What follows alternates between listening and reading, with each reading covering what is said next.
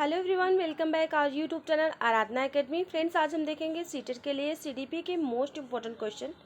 जैसा कि फ्रेंड्स हम एवरीडे प्रैक्टिस सेट कर रहे हैं सीडीपी के पीवाईक्यू जितने भी क्वेश्चन हम आपके प्रीवियस ईयर क्वेश्चन आए हैं सभी क्वेश्चन हम यहाँ पे देख रहे हैं। अभी तक हमने कुल टोटल 22 प्रैक्टिस सेट कर लिया है। जी हाँ फ्रेंड्स, 22 प्रैक्टिस सेट कर लिया है। आज जो हमारा प्रैक्टिस सेट होने वाला है वो 23वां प्रैक्टिस सेट है, जिसमें हम क्वेश्चन देख रहे हैं। और ये जो आज हम यहाँ 45 क्वेश्चन तक हमने प्रीवियस प्रैक्टिस सेट में क्वेश्चन यानी कि कर लिया है। तो अगर आपने प्रीवियस प्रैक्टिस सेट नहीं देखा तो प्लीज़ आप लोग जाके यूट्यूब चैनल पर देख सकते हैं। काफ़ी इंपॉर्टेंट क्वेश्चन है फ्रेंड्स। चलिए शुरू करते हैं आज का सेशन। आज के सेशन का पहला क्वेश्चन है, क्वेश्चन नंबर है 46। फ्रेंड्स, इसी तरीके से हम लगभग 1000 क्वेश्चन करेंगे। नियर अबाउट हमारा कितने क्वेश्चन होंगे? 1000 क्वेश्चन रहेंगे सिर्फ सीडीपी से। तो 46वां क्वेश्चन है, जन्म के समय लगी चोट या भ्रूण क्षति की वजह से आई मानसिक मंदता कहलाती है। मानसिक मंदता क्या कहलाती है फ्रेंड्स? ना ही हम उसे पारिवारिक मंदता कहेंगे, ना आकस्मिक मंदता कहेंगे, ना ही चिकित्सा मंदता कहेंगे। क्या होता है? जैविक मंदता।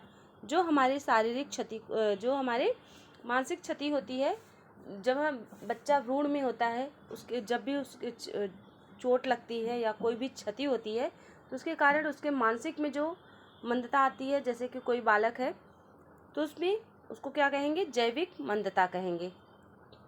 नेक्स्ट क्वेश्चन देखते हैं फ्रेंड्स। क्वेश्चन नंबर है हमारा 47 में पूछा गया है, निम्न में से कौन सा विशिष्ट अधिगम विकलांगता का उदाहरण है? यहाँ पे विशिष्ट अधिगम विकलांगता का उदाहरण है कौन सा है? डिलेक्सिया, यानी कि पठन संबंधी जो आप लोग का है वह डिलेक्सिया होता है। फ्रेंड्स, आपसे कल मैंने एक क्वेश्चन भी किया था, आप लोगों ने कमेंट बॉक्स में उसका राइट आंसर नहीं बताया। तो प्लीज़ आप लोग जितने भी क्वेश्चन किए जाते हैं, क्योंकि आप लोगों के फ्रेंड्स प्रैक्टिस सेट जो हम आपको करा रहे हैं, साथ ही साथ जो आपको से क्वेश्चन कर रहे हैं, उससे आप लोग का जो कितना आप लोगों ने तैयारियां किया है वो सभी आपको अच्छे से पता चल जाता है। तो इसलिए प्लीज़ आप लोग कमेंट बॉक्स में ज़रूर बताइएगा। और चलिए नेक्स्ट क्वेश्चन देखते हैं। क्वेश्चन नंबर है हमारा 48। श्रवण बाधित बच्चों को पढ़ाने के लिए क्या प्रयुक्त की जाती है? तो आप लोग को बताना है जो बच्चे सुन नहीं सकते हैं उनको किसके द्वारा पढ़ाया जाता है? तो यहाँ पे आपका राइट आंसर क्या हो जाएगा? ऑप्शन नंबर बी करेक्ट है, सांकेतिक भाषा। जो बच्चे सुन नहीं सकते उन्हें हम संकेतों के द्वारा समझाते हैं कि आप जो है, जैसे कोई भी बालक है वो सुन नहीं सकता है तो उसको क्या करेंगे? संकेत से, यानी कि कोडिंग लैंग्वेज से उसको समझाएंगे हम। और जैसे बुलाना हुआ तो हम इशारे से उसको बुलाएंगे, संकेत से बुलाएंगे कि हाँ आप यहाँ आए। और वैसे ही ब्रेल लिपि किसके लिए होता है? आप लोग कमेंट बॉक्स में बताएंगे। ब्रेल लिपि जो प्रयोग किया जाता है किस बच्चे को लिए प्रयोग किया जाता है? अगला क्वेश्चन है, क्वेश्चन नंबर है 49। प्रतिभाशाली होने का संकेत निम्न में से क्या नहीं है? प्रतिभाशाली जो बच्चे होते हैं उनमें से आपसे यहाँ पे निगेटिव वे में क्वेश्चन किया गया है, क्या नहीं होते हैं। पहला ऑप्शन दिया गया है विचारों में सृजनात्मक, यानी कि क्रिएटिविटी इन आइडियाज़। तो यहाँ पे ये बच्चे जो है करते हैं, प्रतिभाशाली जो बच्चे हैं वो नए नए सृजनात्मक कार्य हमेशा करते रहते हैं। दूसरा ऑप्शन दिया गया है अभिव्यक्ति में अनूठापन, यानी कि नॉवेल्टी इन एक्सप्रेशन, यानी कि जो है अभिव्यक्ति में अनूठापन, वो हमेशा जो है नए नए अभिव्यक्तियों को अनूठा, यानी कि बहुत ही जो क्रिएटिविटी होती है बहुत ही अलग अलग करते हैं। तो ये भी आप लोग का होता है। कौतूहल भी होता है। यहाँ पे आपका राइट आंसर क्या हो जाएगा? ऑप्शन नंबर आपका यहाँ पे जो है 20 सही है। यहाँ पे आपको निगेटिव पूछा है तो हमें निगेटिव में ही आंसर देना है। दूसरों के साथ लड़ना, यानी कि फाइटिंग विद अदर्स, ये बच्चे नहीं करते हैं। तो यहाँ पे आपको नहीं पूछा गया है तो यही आपका राइट आंसर हो जाएगा। चलिए नेक्स्ट क्वेश्चन देखते हैं फ्रेंड्स। क्वेश्चन नंबर है 50 में पूछा गया है समन्वित शिक्षा यानी कि इंटीग्रेटेड एजुकेशन की सफलता का निर्भर करती है। तो किस पे निर्भर करती है? समुदाय के समर्थन पर, यानी कि द सपोर्ट ऑफ कम्युनिटी। ये तो बिल्कुल नहीं होगा। नेक्स्ट क्वेश्चन है, नेक्स्ट ऑप्शन जो है आपका शिक्षण अधिगम वस्तु की गुणवत्ता पर। तो ये भी आपका नहीं होगा। यहाँ पे शिक्षक में अभिवृत्तिगत यानी कि यहाँ पे आपका राइट आंसर क्या हो जाएगा? ऑप्शन नंबर बी आपका करेक्ट है। पाठ्य पुस्तकों यानी कि टेक्स्ट बुक की उत्कृष्टता पर यानी कि एक्सीलेंसी पर यह निर्भर करती है।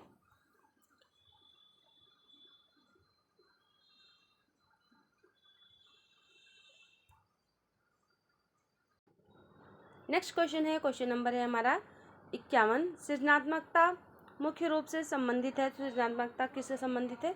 सृजनात्मकता जो है अभिसारी चिंतन से संबंधित है। यहाँ पे आपका राइट आंसर हो जाएगा ऑप्शन नंबर डी, यहाँ पे आपका करेक्ट आंसर हो जाएगा फ्रेंड्स। चलिए नेक्स्ट क्वेश्चन देखते हैं। क्वेश्चन नंबर है हमारा 52। जब एक शिक्षिका दृष्टिबाधित सारथी को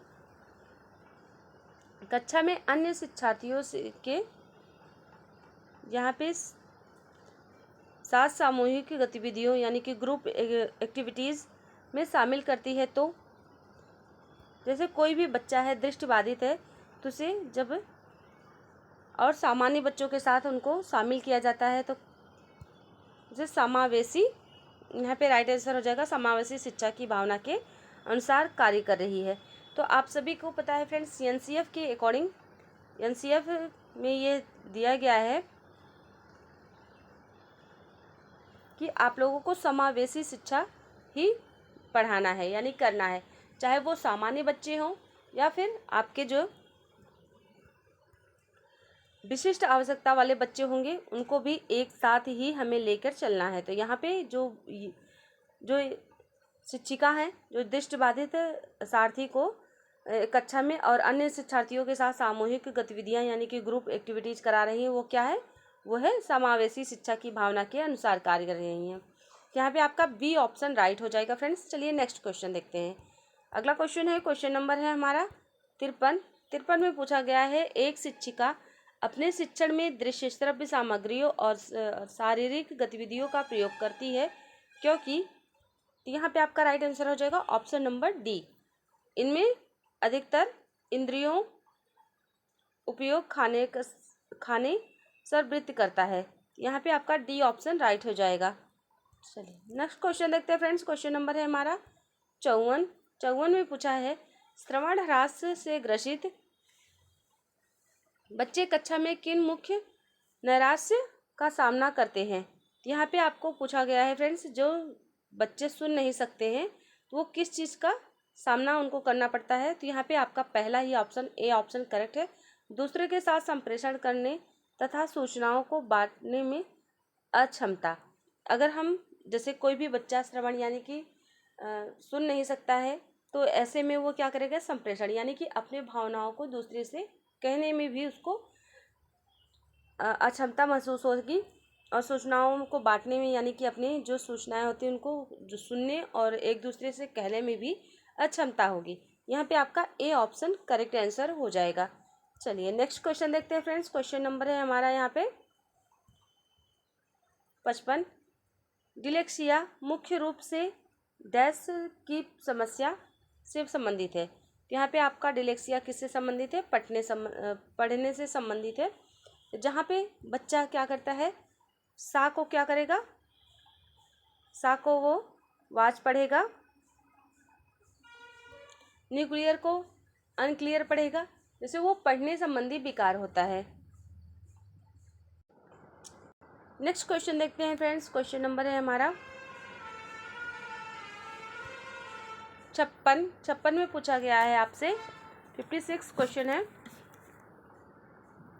प्रतिभाशाली विद्यार्थी अपनी क्षमताओं को सभी विकसित कर पाएंगे जब किसी भी प्रतिभाशाली बच्चे को जब अपना क्षमता को विकसित तब कब कर सकता है, तो आपको बताना है। यहाँ पे बार बार उसकी परीक्षा होगी, इससे तो बिल्कुल नहीं होगा फ्रेंड्स, आप सभी को पता है। वे अन्य विद्यार्थियों के साथ अधिगम प्रक्रिया से जुड़ते हैं। ये भी आपका ऑप्शन करेक्ट नहीं है। यहाँ पे आपका ऑप्शन कौन सा करेक्ट है? ऑप्शन नंबर सी, उन्हें अन्य विद्यार्थियों से अलग किया जाएगा।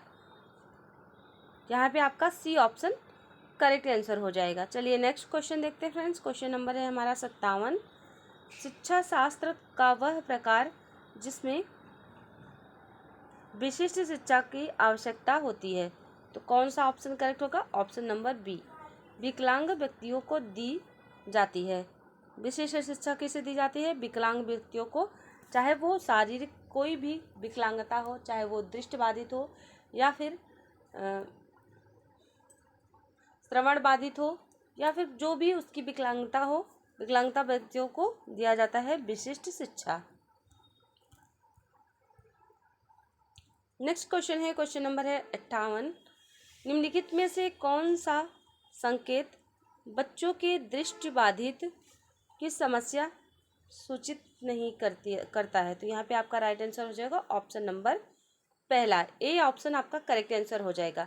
दिशा निर्देश के अनुसरण में समस्या, आपका पहला ही ऑप्शन करेक्ट आंसर हो जाएगा। नेक्स्ट क्वेश्चन देखते हैं। क्वेश्चन नंबर है हमारा 59। वाक बाधित बच्चों को प्रदर्शित किया जा सकता है। उनको जो वाक बाधित होती हैं, यानी कि जो बोल नहीं सकते हैं, मूक बधिर होते हैं बच्चे, उनको कैसे प्रदर्शित किया जा सकता है? ऑप्शन नंबर पहला ही राइट है। ए ऑप्शन आपका यहाँ पे करेक्ट आंसर हो जाएगा। कक्षा में अपने विचार को प्रदर्शित करने के लिए प्रोत्साहित करके।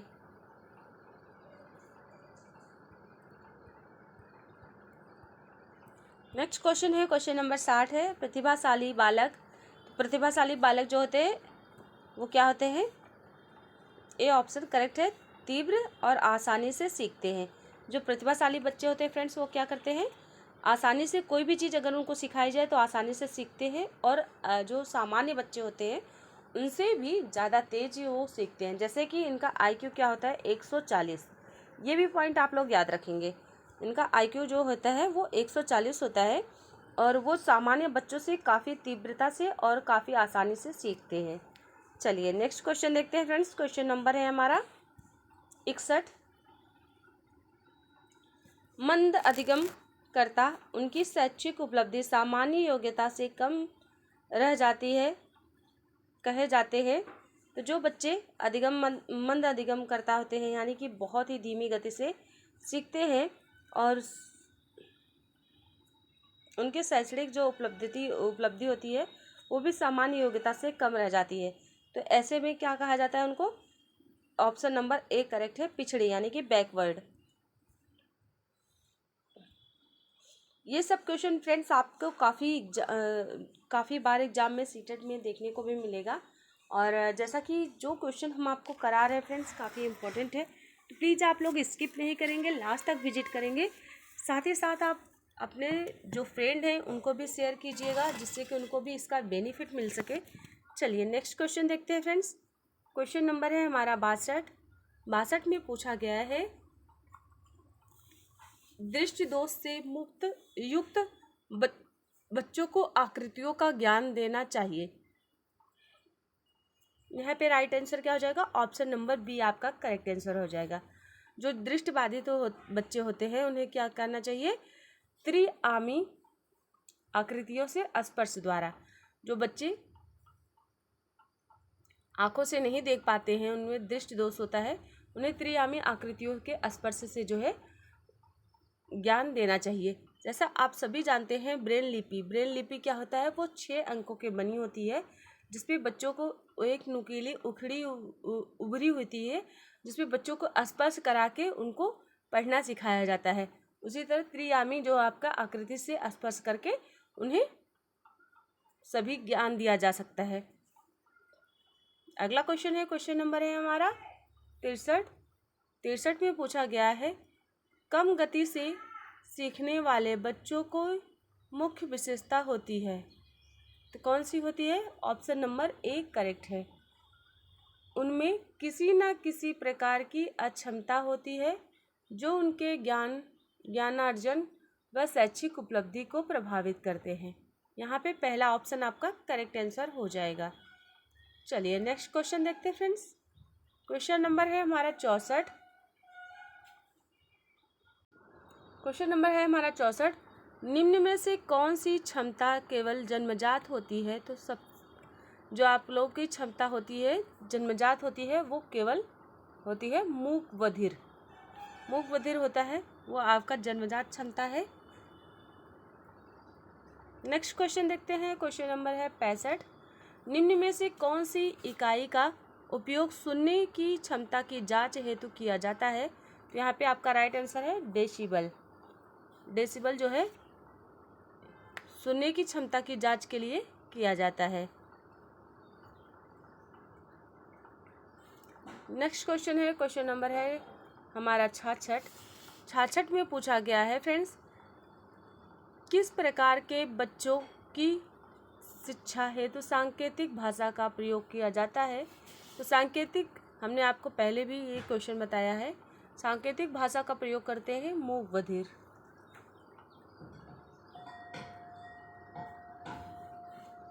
मूक बधिर जो बच्चे होते हैं उन्हें क्या करते हैं हम इशारों से समझा के उनको दिखा के सब समझाते हैं जिससे कि उन्हें अच्छे से समझ में आ जाए। तो यहाँ पे बी ऑप्शन आपका करेक्ट आंसर हो जाएगा। चलिए नेक्स्ट क्वेश्चन देखते हैं। क्वेश्चन नंबर है हमारा 67। प्रतिभाशाली बच्चे, तो प्रतिभाशाली बच्चे कौन है? ऑप्शन नंबर ए करेक्ट है। यहाँ पे आपका राइट आंसर क्या हो जाएगा? Option number B. मानव के लिए महत्वपूर्ण किसी भी क्षेत्र में अस्वभावतः अच्छा निष्पादन यानी कि परफॉर्मेंस करते हैं। यहाँ पे प्रतिभाशाली बच्चे क्या करते हैं? अस्वभावतः यानी कि जो स्वभाव होता है स्वभाव के से भी अच्छा वो प्रदर्शन करते हैं, परफॉर्मेंस करते हैं। तो यही इनके प्रतिभाशाली बच्चों के गुण होता है। चलिए नेक्स्ट क्वेश्चन देखते हैं फ्रेंड्स। क्वेश्चन नंबर है हमारा 68। 68 में पूछा गया है आपको,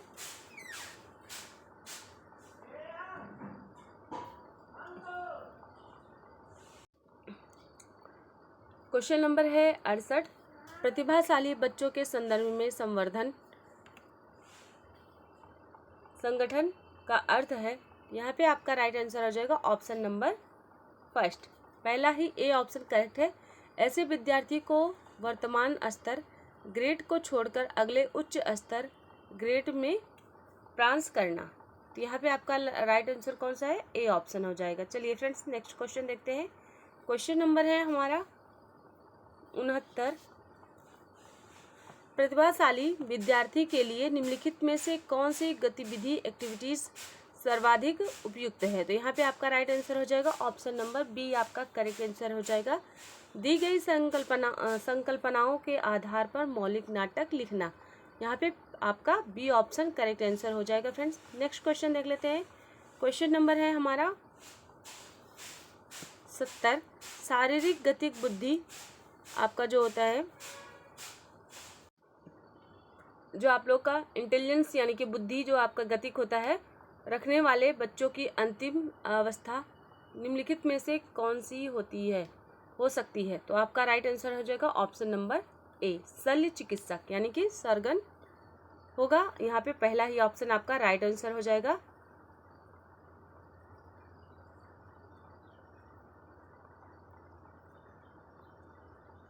नेक्स्ट क्वेश्चन है, क्वेश्चन नंबर है अब आपका यहाँ पे 71। प्रतिभाशाली शिक्षार्थी हैं, तो प्रतिभाशाली शिक्षार्थी कौन है फ्रेंड्स? यहाँ पे आपका राइट आंसर हो जाएगा बी ऑप्शन अपसारी चिंतन। नेक्स्ट क्वेश्चन देखते हैं। क्वेश्चन नंबर है 72। 72 में पूछा गया है निम्नलिखित में से कौन सा सृजनात्मकता से संबंधित नहीं है? फ्रेंड्स यहाँ पे आपको नहीं क्वेश्चन पूछा गया है तो आपको सबसे पहले क्या करना है, या तो अंडरलाइन या फिर आपको सर्कल। जब भी आप एग्ज़ाम हॉल में बैठेंगे फ्रेंड्स इन बातों का ज़रूर ध्यान देंगे क्योंकि इनसे ही हमारा जो है सिलेक्शन होते होते रुक जाता है। जब भी हम एग्ज़ाम में रहते हैं तो हमारे ऊपर एक प्रेशराइज बना रहता है जिसके कारण हम एग्ज़ाम में क्वेश्चन को पढ़ते समय संबंधित है नहीं को हम क्या पढ़ लेते हैं है। तो यहाँ पे आपको जैसे ही नहीं दिखेगा तो आप पहले अंडरलाइन करेंगे या फिर आप सर्कल बना लेंगे जिससे कि आपको याद रहेगा कि यहाँ पे आपको निगेटिव वे में क्वेश्चन किया गया है। तो आपका राइट आंसर क्या हो जाएगा? ऑप्शन नंबर सी, मितव्ययिता। सी ऑप्शन आपका इस क्वेश्चन का राइट आंसर हो जाएगा। नेक्स्ट क्वेश्चन देखते हैं। क्वेश्चन नंबर है हमारा 73। 73 में पूछा गया है निम्नलिखित में से कौन सा भूलने का सिद्धांत है। तो यहाँ पे आपका भूलने का सिद्धांत कौन सा है? प्रतीव अवबोध। यहाँ पे बी ऑप्शन करेक्ट हो जाएगा, प्रतीव अवबोध। चलिए फ्रेंड्स नेक्स्ट क्वेश्चन देख लेते हैं। क्वेश्चन नंबर है हमारा 74। निम्नलिखित में से मानसिक विकार के लक्षणों को भी दर्शाते हैं सिवाय किसके। तो आपको बताना है, यहाँ पे सभी ऑप्शन करेक्ट है, सिर्फ एक को छोड़ के। तो आपका जो भग्नाशा यानी कि निराशा है ये भी गलत है, और तनाव भी, ये भी नहीं, चिंता के भी नहीं। आपका राइट आंसर क्या है? Option number C. आपका सी ऑप्शन करेक्ट है, संबंध के। नेक्स्ट क्वेश्चन है, क्वेश्चन नंबर है हमारा 75। मानसिक स्वास्थ्य के नियमों को खोजना और उन्हें बनाए रखना अध्ययन का केंद्र बिंदु है, यह कथन है। यह किसके द्वारा कहा गया फ्रेंड्स? ये कहा गया है ड्रेवर के द्वारा। ये पॉइंट आप जरूर याद रखेंगे कि आपको जो ये कथन कहा गया है ये किसके द्वारा कहा गया है? ये ड्रेवर के द्वारा कहा गया है। नेक्स्ट क्वेश्चन देखते हैं। इसमें से कौन राष्ट्रीय पाठ्यचर्या रूपरेखा यानी नेशनल करिकुलम फ्रेमवर्क 2005 का मार्गदर्शी सिद्धांत नहीं है? तो आपको बताना है कौन सा नहीं है। ऑप्शन ए है इसमें, ज्ञान को स्कूल के बाहरी जीवन से जोड़ना, ये एनसीएफ का सिद्धांत है। उसके बाद में पढ़ाई तंत्र प्रणाली से मुक्त करना, जो पढ़ाई तंत्र पहले प्रणाली थी उससे मुक्त होना, ये भी है। और यहाँ पे नेक्स्ट जो दिया गया है डी ऑप्शन दिया गया है, बच्चों को चहुमुखी विकास के अवसर उपलब्ध कराना, यानी कि आपको सिर्फ पढ़ाई में ही नहीं, आपके अलग अलग क्रिएटिविटी में ही आपको जो है अवसर मिलना चाहिए, यानी कि चारों तरफ से आपका विकास होना चाहिए, ऐसा एनसीएफ के द्वारा कहा गया है। तो ये आपका राइट आंसर हो जाएगा। पर यहाँ पे आपको जो क्वेश्चन किया गया है नहीं, इसका राइट आंसर हो जाएगा ऑप्शन नंबर सी, अंग्रेजी भाषा में शिक्षा देना। यहाँ पे आपको जो है मातृभाषा में शिक्षा देना कहा गया है। तो यहाँ पे आपका जो अंग्रेजी भाषा में शिक्षा देना ये आपका गलत है, तो यही आपका राइट आंसर हो जाएगा। चलिए नेक्स्ट क्वेश्चन देखते हैं। क्वेश्चन नंबर है हमारा 77 राष्ट्रीय पाठ्यचर्या की रूपरेखा नेशनल करिकुलम फ्रेमवर्क जो आप लोग का है एनसीएफ 2005 के दस्तावेज में भाषा के लिए निहित है। तो क्या निहित है? एक भाषा। यहाँ पे आपका राइट आंसर हो जाएगा एक भाषा। नेक्स्ट क्वेश्चन है, क्वेश्चन नंबर है हमारा 78 राष्ट्रीय पाठ्यचर्या की रूपरेखा 2005 एनसीएफ के आधारभूत सिद्धांतों में निम्न में से कौन सा सम्मिलित नहीं है? तो यहाँ भी आपसे निगेटिव वे में क्वेश्चन किया गया है। रटने को महत्व प्रदान ना करना, ये भी सही है। एनसीएफ कहता है कि रटना नहीं है, बच्चे को कॉन्सेप्ट समझाना है। तीसरा ऑप्शन दिया गया है पुस्तकों से विशिष्ट ज्ञान प्राप्त करना। पुस्तकों से जो है विशिष्ट ज्ञान प्राप्त करना, ये भी करेक्ट है, एनसीएफ के द्वारा कहा गया है। ज्ञान को वास्तविक जीवन से जोड़ना, जैसे जो कोई भी किताबी ज्ञान है उसे वास्तविक जीवन से जोड़कर उनको बच्चों को समझाना, ये भी ऑप्शन करेक्ट है। तो आपका यहाँ पे राइट आंसर क्या हो जाएगा? ऑप्शन नंबर एक करेक्ट है, अच्छी बाह्य परीक्षाओं का आयोजन करना। तो ये एनसीएफ के द्वारा नहीं कहा गया है और यही इसका राइट आंसर हो जाएगा। चलिए फ्रेंड्स नेक्स्ट क्वेश्चन देखते हैं। क्वेश्चन नंबर है हमारा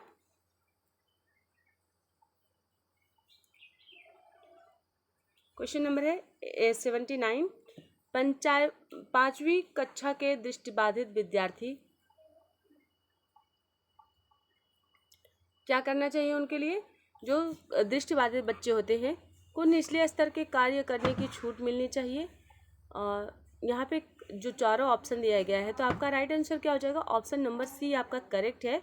तो यहाँ पे जो दृष्टिबाधित बच्चे होते हैं के साथ क्या करना चाहिए? कक्षा में सामान्य रूप से व्यवहार किया जाना चाहिए, जैसे सभी सामान्य बच्चे हैं उनके साथ भी सामान्य व्यवहार करना चाहिए। और श्रव्य सीडी के माध्यम से सहायता उपलब्ध कराई जानी चाहिए।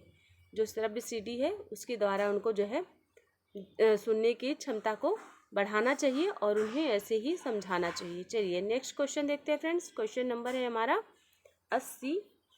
कक्षा 5 के न्यून दृष्टि वाले बालकों को, तो यहाँ पे कक्षा 5 जो न्यून दृष्टि यानी कि कम देखने वाले बालक हैं उनके लिए भी यही करना चाहिए। क्या करना चाहिए?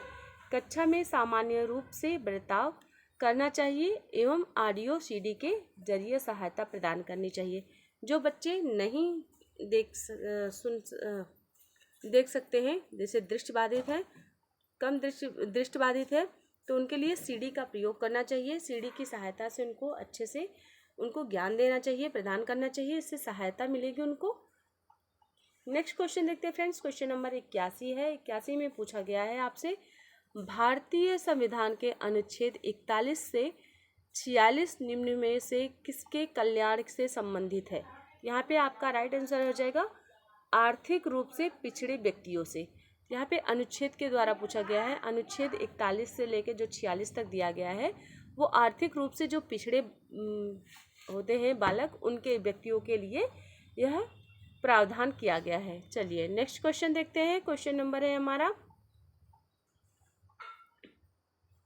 82। शिक्षा के क्षेत्र में पाठ्यचर्या यानी करिकुलम शब्दावली की ओर संकेत करती है। तो यहाँ पे आपका राइट आंसर हो जाएगा ऑप्शन नंबर बी। आपका बी ऑप्शन करेक्ट आंसर हो जाएगा। विद्यालय का संपूर्ण कार्यक्रम जिसमें विद्यार्थी प्रतिदिन अनुभव प्राप्त करते हैं। तो यहाँ पे आपका राइट आंसर हो जाएगा ऑप्शन नंबर बी फ्रेंड्स। चलिए नेक्स्ट क्वेश्चन देखते हैं। समावेशी दिशा,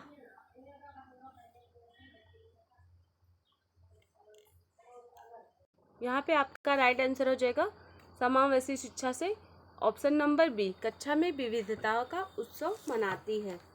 तो ये आपका यहाँ पे राइट आंसर है option number B, correct answer हो जाएगा। चलिए फ्रेंड्स नेक्स्ट क्वेश्चन देखते हैं। क्वेश्चन नंबर है हमारा, अगला क्वेश्चन है, क्वेश्चन नंबर है हमारा 84। एक समावेशी विद्यालय में क्या होना चाहिए?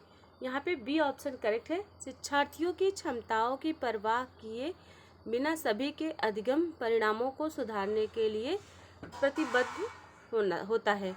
समावेशी शिक्षा क्या होता है? किसी भी शिक्षार्थियों के क्षमताओं का परिवाह यानी कि समावेशी शिक्षा में क्या होता है फ्रेंड्स, जो विशिष्ट जो आवश्यकता वाले बालक होते हैं वो भी, और साथ ही साथ जो सामान्य बालक होते हैं वो भी एक साथ उनको जो है पढ़ाया जाता है, उसी को हम समावेशी शिक्षा कहते हैं।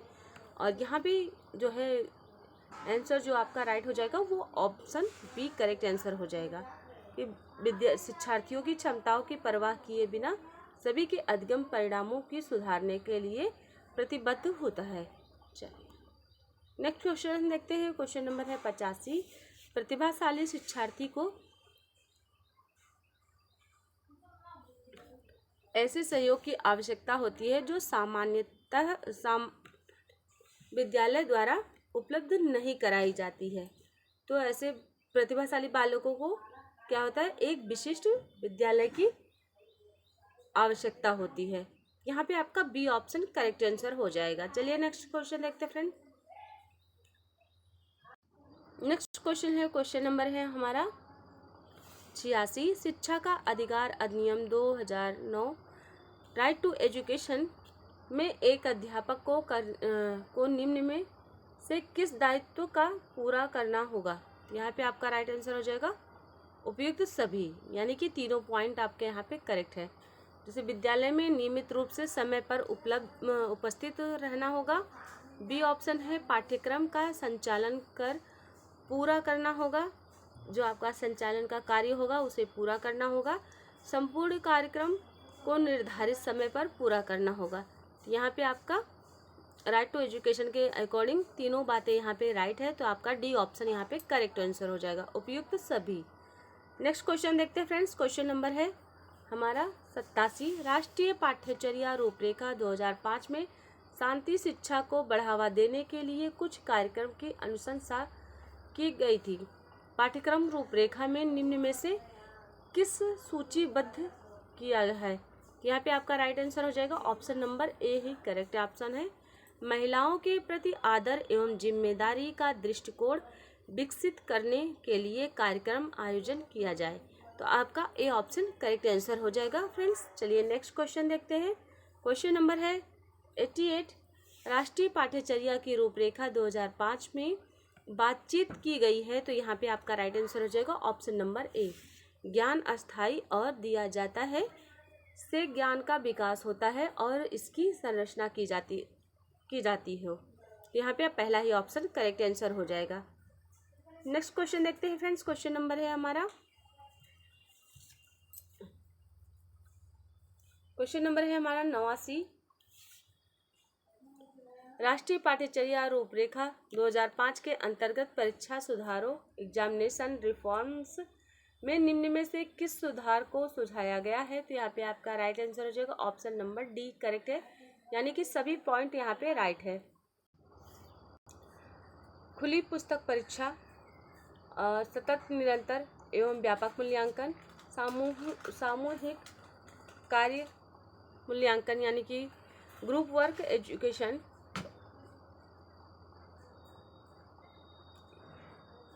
एकुलेशन यानी कि मूल्यांकन। आपका राइट आंसर क्या हो जाएगा? तीनों पॉइंट यहाँ पे आपका करेक्ट आंसर है, तो आपका डी ऑप्शन करेक्ट आंसर हो जाएगा। तो फ्रेंड्स चलिए एक क्वेश्चन और देख लेते हैं। 90 क्वेश्चन हम आज कवर कर लेंगे। इसके बाद हम जो नेक्स्ट वीडियो में है, अगर फ्रेंड्स आपसे हम फिर से रिक्वेस्ट कर रहे हैं, अगर आपने प्रीवियस जो प्रैक्टिस सेट हमने नहीं कराया है प्लीज़ आप लोग देखिए, काफ़ी इंपॉर्टेंट क्वेश्चन कराए गए हैं। क्वेश्चन नंबर है 90। समावेशी शिक्षा यानी कि इंक्लूसिव एजुकेशन उस विद्यालयी शिक्षा व्यवस्था एजुकेशन सिस्टम की ओर संकेत करती है। यहाँ पे आपका राइट आंसर क्या हो जाएगा? ऑप्शन नंबर डी करेक्ट है। जो उसकी शारीरिक, बौद्धिक, सामाजिक, भाषिक तथा या अन्य विभिन्न योग्यता स्थितियों को ध्यान में रखे बगैर सभी बच्चों को शामिल करती है। तो यहाँ पे आपका डी ऑप्शन करेक्ट हो जाएगा फ्रेंड्स। तो आज हम 90 क्वेश्चन यहाँ पे कर चुके हैं। कल हम जो हमारा प्रैक्टिस सेट रहेगा वो 24 रहेगा और 24 प्रैक्टिस सेट में हम 91 क्वेश्चन से करेंगे, 91 क्वेश्चन से स्टार्ट करेंगे। मिलते हैं नेक्स्ट वीडियो में फ्रेंड्स। अगर आपको सेशन पसंद है प्लीज़ लाइक शेयर सब्सक्राइब जरूर करिएगा। शेयर भी अदर स्टूडेंट को जरूर कर दीजिएगा, जिससे कि उनको भी इसका बेनिफिट मिल के सके। मिलते हैं नेक्स्ट वीडियो में। Thank you so much friends.